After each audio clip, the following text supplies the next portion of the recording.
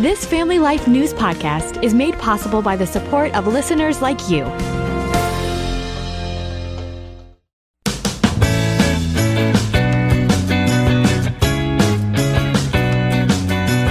It's Staycation Destinations on Family Life. Every Friday, all summer long, we map out unique opportunities for you to discover unique places in New York and Pennsylvania. Today, a trip back in history. On today's trip to downtown Buffalo.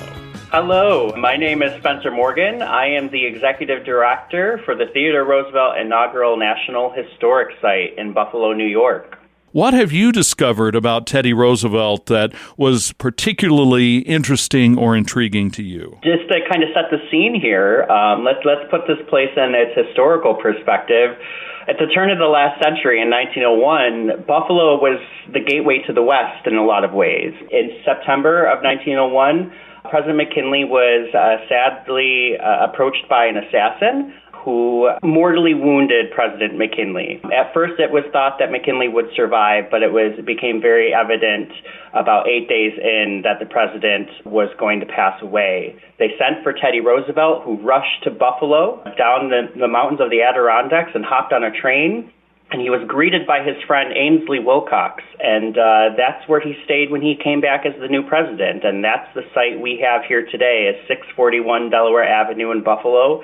It's the Ainsley Wilcox home, and it is the site where Theodore Roosevelt stayed and slept and launched the modern presidency, and ushering the country through a period of mourning, a deep mourning and loss for this very popular president. He is an interesting character. I think a lot of people who know their political history will know of the Bull Moose Party and all of his efforts to get reelected as president in a different party, and also a lot of the social and a lot of the community issues he dealt with as president is a lot of the themes that we talk about on our tour here at the TR sites. Let's talk about what visitors will see when someone comes and visits you there. What displays, what exhibits, what stories will they come across? I love this museum. I'm a little biased, of course. I'm the executive director here, but I back when I was 22 and I was starting my career in museums, I actually interned here as a student when they rebuilt the carriage house that once stood next to the building and actually opened it as a visitor center and as a collection storage facility. So now when you arrive at 641 Delaware, you actually enter through what would have been the carriage house to the Wilcox family. You are first greeted with more of that background information about the Pan American Exposition, where America was at the turn of the last century, and where Buffalo was at the turn of the last century.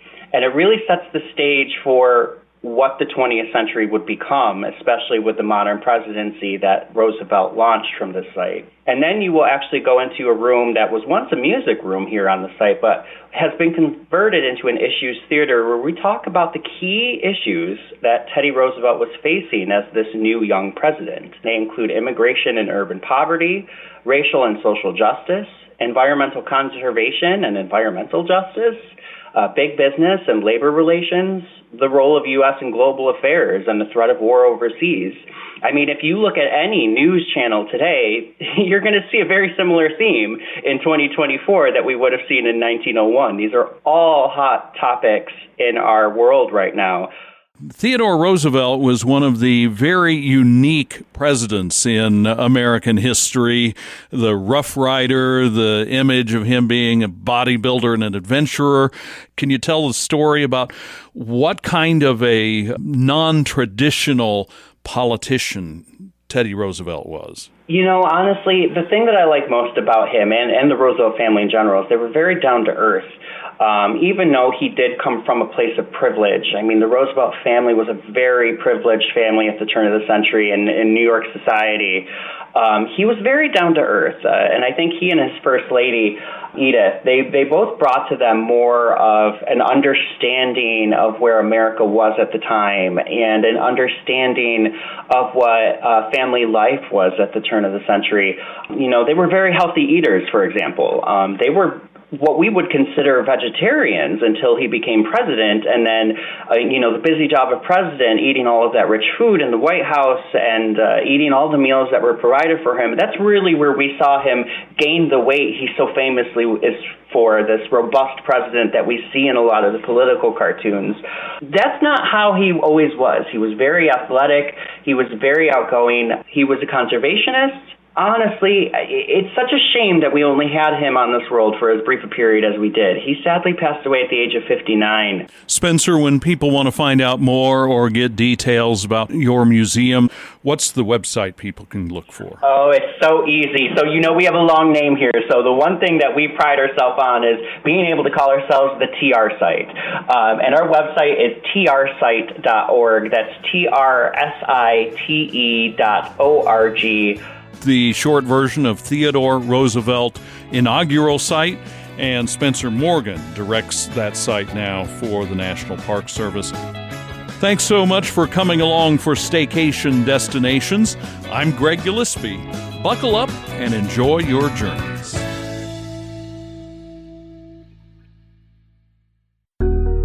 Thank you for listening to this Family Life News podcast. If you've been encouraged by what you've heard, please share it with others and click the subscribe button to automatically receive future episodes. Family Life is a listener-supported ministry. Podcasts like this are made possible by your financial partnership. Find out more at familylife.org.